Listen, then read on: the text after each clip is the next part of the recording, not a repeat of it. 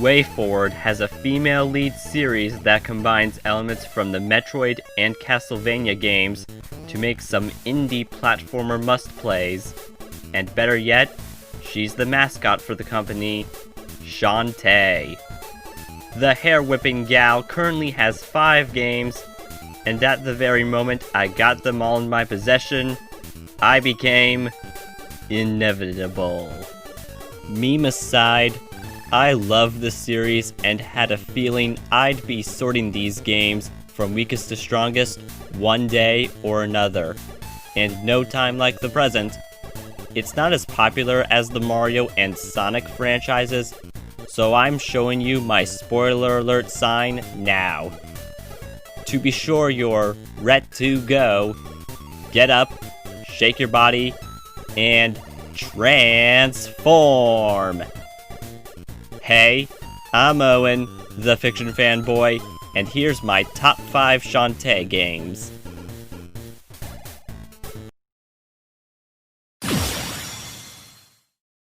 Shantae, Risky's Revenge. Just to be clear, this isn't the worst game in the series because it's awful.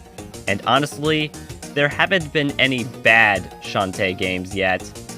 Anyway, the Pirate Queen rival of the Scuttletown Chosen One has stolen a rare lamp, making Shantae want to obtain the 3 magical seals kept by the Barons before Risky gets them and use them for said lamp. So why is Risky's Revenge the most inferior in the bunch? It feels like it has more and less to offer at the same time. There are only 3 heart holders, 2 or 3 full-fledged labyrinths, and 3 transformations, let alone 2 of them aren't brand new. Also, Shantae doesn't sound the same without Christina V, even though she didn't get the role until later. The transition to 16-bit was pretty good, and in case the game was too easy, the director's cut contains a magic mode, meaning you get extra magic but also take additional damage. While it ain't a waste of time, you shouldn't expect too much from this one.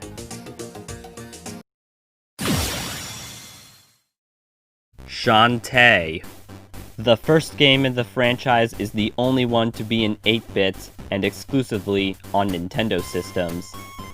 How does this retro game work? Risky robbed Mimic of his steam engine and seeks the elemental stones to power it up and claim the ocean as hers.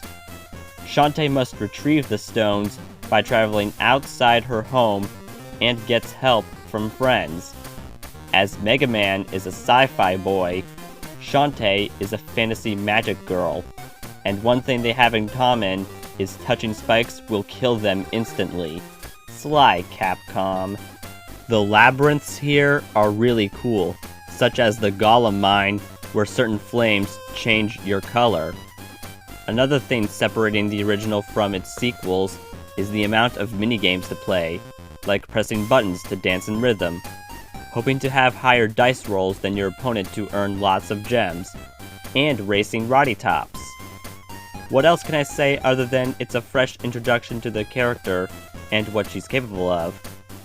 I recommend trying this one if you're into retro handheld games. Shantae, HalfGenie Hero. This is where it all started for me, since I had no idea this was an installment in a franchise, nor did I know of the initial playstyle, and this one had its own level layout. Sure, we're still platforming and searching for treasures, except the levels aren't labyrinths. They're totally different locations, as each one is usually getting from point A to point B, while getting as much stuff as you can. And yeah, can't forget the bosses and the many transformations. Risky is her usual evil queen self, and Shantae struggles with trying to be the best half-genie she can be. It has my favorite animation style along with some humor, and it has received a T rating for those who grew up with the predecessors. Couldn't get enough of the graciousness? Content got added via DLC, along with an update or 2. Ultimate Edition has every last bit of those things, to give you a variety of challenges and abilities to experience. The replay value is huge, no matter if you're a die-hard fan or a newcomer searching for entertainment. Shantae and the 7 Sirens. I can understand why some people didn't dig the formula change in the previous game, though they'll be happy to hear about the redirection to the standard method. Shantae longed for a vacation, and was excited about meeting new girls who are half-genies like her, and would be a part of a half-genie festival. Celebration is cut short due to the disappearances of the aforementioned girls, alarming Shantae as she feels determined to rescue them and discover the secret of the so-called resort. As the most recent creation, it has some fully animated cutscenes that open up the possibility of a Shantae anime TV show. Fusion coins allow you to quickly transform into the creature you need to be, and you'll be a half-genie superstar as you further progress in your mission thanks to rare dances. I also adored the return of enemies we barely got to see, been too long since their debut, and all kinds of foes, including the Sirens, have monster cards you can equip so you can have tiny boosts. 7 Sirens is magnificent, despite one game in particular still remaining as the proud winner.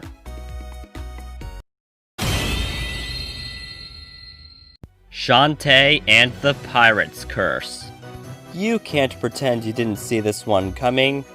If you remember from the ending of the game prior to this one, Shantae is only human. Literally. Her genie side was taken away. A weird dream has been inside her head, and it is one nightmare that shouldn't come true, as it's the Pirate Master who is on the verge of coming back from the dead. Shantae and Risky have only one option, which is the common one. Similar to other rivalries, much like in video games, they have to cooperate, traditionally, since the two can agree that the adversary of the hero's rival is beyond dangerous. Risky provides the ship you'll be riding in to sail from one island to another, and the action is all you. Dens of Evil hold an item Risky lost, and you'll be allowed to use them to fight in a way you never have before. For the first time in the series, there is both a bad and a good ending, and you'll need to gather all the dark magic from the corrupted Tinkerbats to unlock the latter. It's a treasure, I say, hence why it truly is the most phenomenal platforming entry in the series. I indeed suggest that you set a course for this game as soon as you can. Want more fiction? Then please do what my friends say, comment below, and follow me on Instagram for thumbnail previews and teasers for upcoming YouTube videos. Fiction Fanboy has finished this video. Everyone keep fantasizing, and good night-o.